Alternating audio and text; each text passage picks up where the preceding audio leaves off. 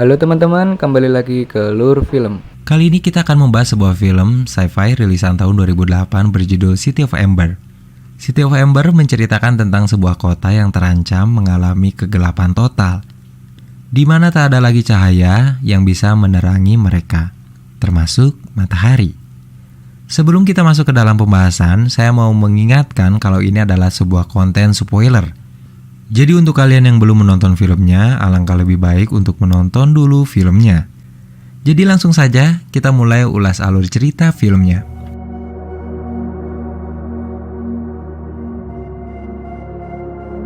Di suatu tempat rahasia, beberapa ilmuwan dan arsitek ahli dunia membangun sebuah kota di bawah tanah untuk masa depan kehidupan manusia. Orang-orang di bawah sana tak akan mengetahui apapun tentang kehidupan bumi. Semua rahasia disimpan dengan rapi di sebuah kotak yang sudah diset untuk 200 tahun, tidak bisa terbuka. Tapi akan terbuka jika situasi begitu genting. Kotak itu diserahkan dari generasi ke generasi lainnya oleh wali kota. Lalu, setelah 150 tahun, kotak itu mulai terlupakan dan tak ada seorang pun yang mengetahui keberadaan kotak itu. Sampai akhirnya, kotak itu terbuka sendiri setelah 200 tahun berlalu. Di mana seharusnya manusia-manusia yang hidup di kota bawah tanah itu mengetahui kalau kota sudah saatnya ditinggalkan. Kota di bawah tanah itu bernama Ember, sebuah kota yang tak pernah bertemu dengan matahari. Sepanjang hari mereka hanya diterangkan oleh cahaya lampu, yang satu-satunya hal paling berguna untuk kehidupan mereka. Wali kota yang saat ini menjabat tak tahu di mana kotak itu berada. Bahkan dia menyembunyikan kalau kota akan segera hancur. Ia tak ingin warganya menjadi panik karena tak ada jalan keluar dari Ember. Di kota Ember, setiap anak ketika mereka lulus sekolah dasar, mereka akan dibagikan sebuah pekerjaan yang mereka ambil dari kantung yang wali kota itu bagikan. Apapun yang mereka dapat, itulah pekerjaan mereka yang akan mereka jalani sampai tua, bahkan mungkin sampai meninggal. Ada seorang anak perempuan bernama Lina yang sangat menginginkan pekerjaan untuk menjadi pengantar surat. Tapi sayang, ia malah mendapatkan pekerjaan yang sama sekali tak ia inginkan. Ia mendapatkan pekerjaan sebagai pekerja di generator, satu-satunya daya yang menghidupkan lampu di kota Ember selama 200 tahun. Lina akhirnya mencoba menukarkan pekerjaannya dengan seorang laki-laki bernama Dun yang mendapatkan pekerjaan sebagai pengirim pesan. Sontak saja Dun sangat menyetujuinya, karena ia pun sangat ingin bekerja di generator. Karena ayahnya dahulu bekerja di sana. Ia ingin menyelamatkan Ember dari kegelapan. Akhirnya, Lina dan Dun mendapatkan pekerjaan yang ia impikan selama ini. Lina tinggal bersama neneknya yang berumur sudah tua, dan juga seorang adiknya bernama Pupi yang masih begitu kecil. Ibu dan ayahnya sudah lama meninggal. Jadi, Lina harus menjaga neneknya dan juga adiknya seorang diri. Setiap malam, untuk membuat adiknya tertidur, Lina selalu memutar sebuah perekam suara telepon, di mana itu adalah pembicaraan ayah dan ibunya sebelum mereka meninggal. Suara kedua orang tuanya memang langsung akan membuat Poppy tertidur. Sedangkan Dun, ia tinggal bersama ayahnya yang seorang ahli mesin dan juga barang-barang elektronik. Besoknya hari yang ditunggu-tunggu tiba, di mana sekarang Lina akan mulai bekerja menjadi pengantar pesan. Ia pun diberi seragam oleh bosnya, kemudian ia memulai pekerjaannya mengantarkan pesan dengan sangat bahagia. Begitupun Dun yang memulai bekerja di sebuah generator. Meskipun keadaan di sana sangat kumuh dan gelap, tapi Dun begitu cinta dengan pekerjaannya. Bekerja atas apa yang kita cinta, atas apa yang kita mau, memanglah salah satu anugerah terindah yang didapat oleh manusia. Suatu ketika saat Lina mengantarkan pesan pertamanya, di sana tiba-tiba ada seseorang dari luar rumahnya seperti habis menghindar dari sesuatu. Ia bicara kalau ia melihat sebuah binatang yang begitu besar di kegelapan sana, di tempat di mana tak ada yang boleh seorang pun warga Ember untuk melewatinya. Karena jika ada warganya yang tertangkap keluar dari perbatasan, ia akan langsung dimasukkan ke dalam penjara. Dun sibuk menambal semua pipa yang bocor di sana. Akhir-akhir ini, banyak pipa yang bocor, tapi pipa-pipa itu tak ada penggantinya. Jadi kebocoran itu akan terus ditambal dan tak akan pernah diganti. Sebenarnya, Dun belum pernah melihat generator itu seperti apa. Apakah memang sangat besar seperti apa yang diceritakan banyak orang, atau justru malah sebaliknya? Suatu ketika, Dun iseng menjelajahi terowongan di bawah tanah itu seorang diri dengan hanya menggunakan petanya. Di sana ia melihat sebuah terowongan yang dihapus dari peta. Pintu yang berada di sana tak bisa dibuka karena dikunci dari dalam, seperti tak boleh seorang pun memasukinya. Tak lama, cahaya-cahaya di kota Ember kembali padam. Kota Ember mendadak gelap sepenuhnya. Tak ada cahaya apapun.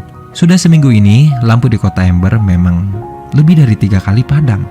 Itu disebabkan generator yang sudah semakin tua. Keadaan di lokasi tempat kerja Dun begitu sibuk. Orang-orang sibuk memadamkan api yang membakar generator. Akhirnya Dun pun bisa melihat generator yang begitu besar dan tua itu. Suatu malam saat Lina sudah sampai rumahnya, ia mencari keberadaan adiknya yang ternyata sudah lupa tentang kotak itu. Besoknya Lina mendapatkan sebuah pesan dari seseorang yang bekerja di sebuah toko makanan untuk wali kota. Pesannya adalah, kapalnya sudah siap. Lina pun langsung berlari menuju gedung wali kota. Ketika sudah sampai di dalam gedung, ia melihat sebuah lukisan wali kota terdahulu. Ia ingat, salah satu di lukisan itu adalah buyutnya. Di lukisan itu, buyutnya memegang sebuah kotak yang ia temui di rumahnya kemarin. Akhirnya, Lina pun menyampaikan pesan itu kepada wali kota di sana. Sekedar informasi, di kota Ember itu sekarang makanan sudah sangat susah dicari.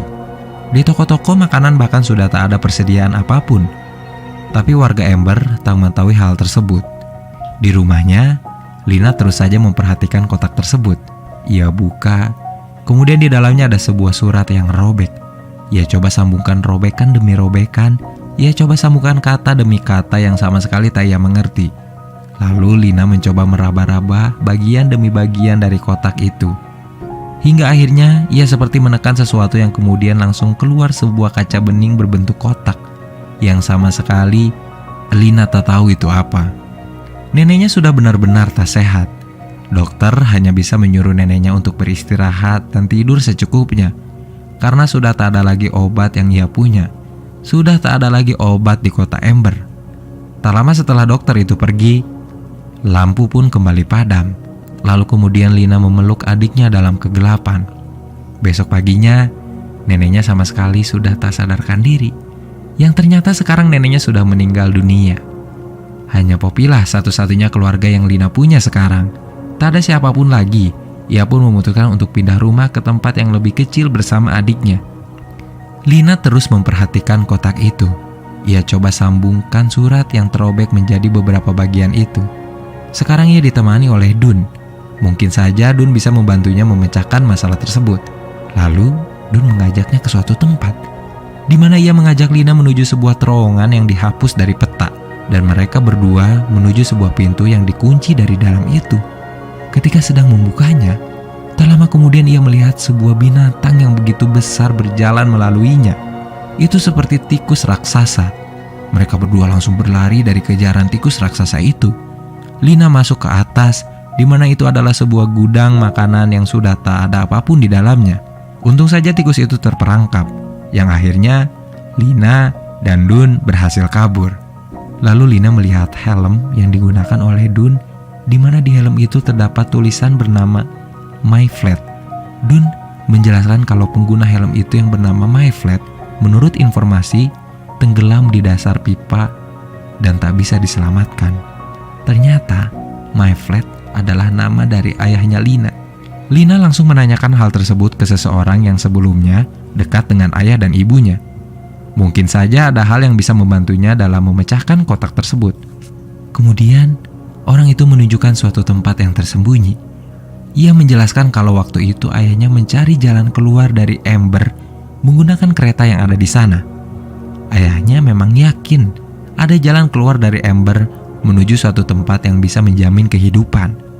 Tapi ayahnya justru malah meninggal dan tak pernah kembali. Hanya helmnya yang bisa diselamatkan. Lina langsung mencari Dun di tempat kerjanya. Kemudian mereka berdua akhirnya sekarang masuk ke pintu terowongan yang dihapus dari map itu. Ternyata di sana terdapat banyak sekali makanan.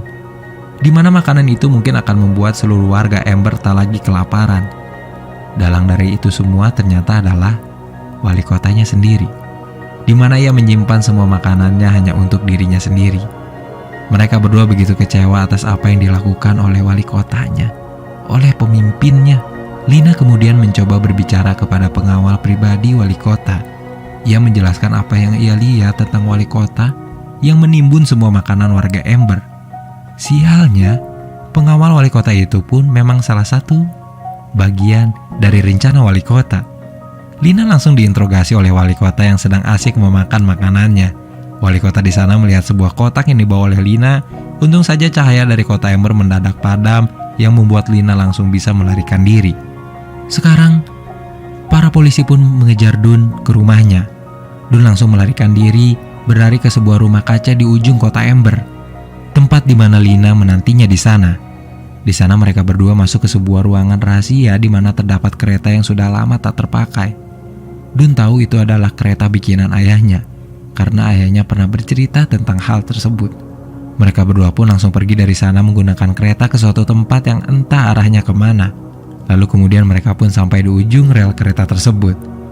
Sedangkan di kota, para warga sedang merayakan acara tahunan kota Ember yang dipimpin langsung oleh sang wali kota yang merasa kepemimpinannya berhasil membuat Ember menjadi lebih baik.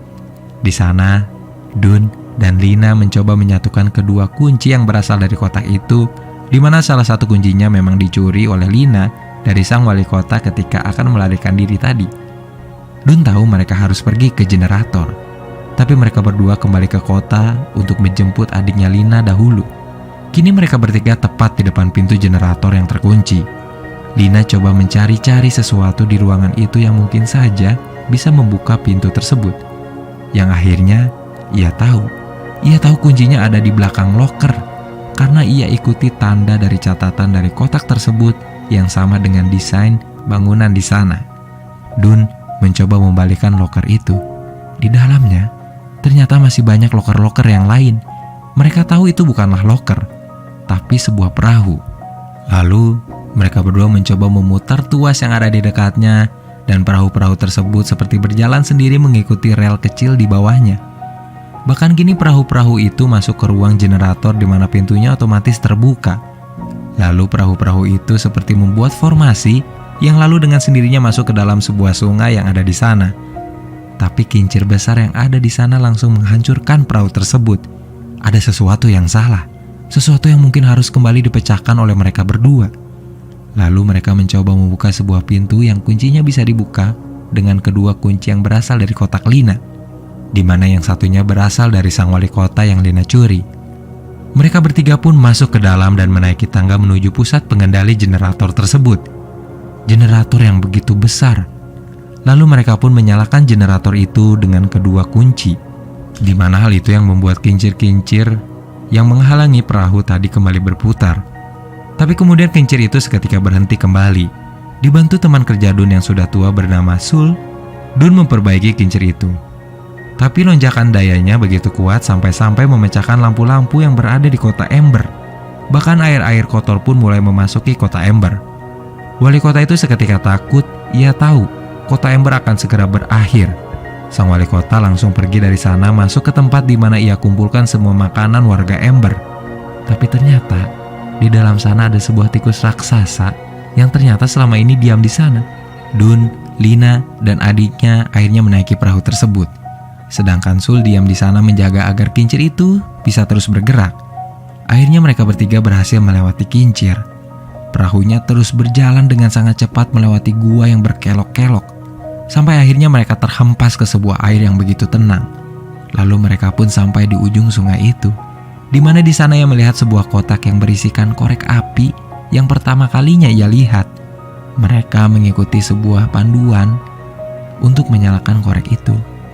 Dengan cahaya yang mereka punya, mereka berjalan pelan-pelan ke atas, lalu membuka pintu di sana. Di sana ada jalan keluar yang entah itu menuju mana. Ternyata sekarang mereka berada di daratan bumi yang sama gelapnya dengan kota Ember. Di depan mereka ada mobil yang mungkin sudah ratusan tahun tak pernah terpakai. Mereka kembali frustasi. Kegelapan adalah hal yang paling mengerikan untuk mereka. Padahal mereka sudah berusaha. Bahkan mungkin mereka berpikir mereka akan bertemu dengan tempat yang lebih baik dan tempat yang lebih terang.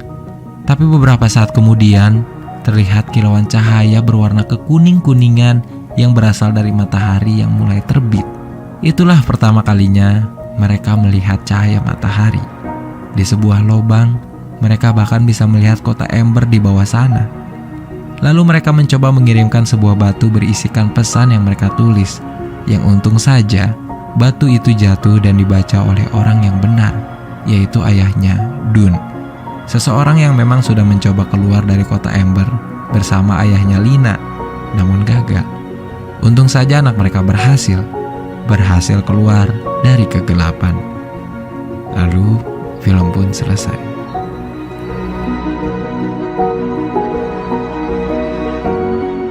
Gimana filmnya?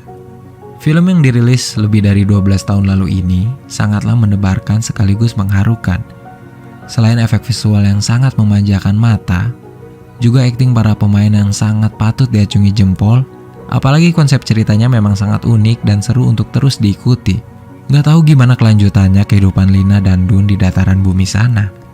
Atau tidak ada yang tahu juga bagaimana keberlangsungan hidup warga Ember di bawah sana. Tapi kalau dilihat di akhir film, ayahnya Dun berhasil mendapatkan pesan yang ia dapat dari anaknya dari atas sana. Mungkin warga Ember pun berhasil selamat, kecuali sang wali kota yang habis dimakan hidup-hidup oleh tikus raksasa. Segitu saja teman-teman pembahasan film kita kali ini. Terima kasih untuk kalian yang menonton video ini sampai akhir. Sampai ketemu di pembahasan film selanjutnya. Dan wassalamualaikum warahmatullahi wabarakatuh.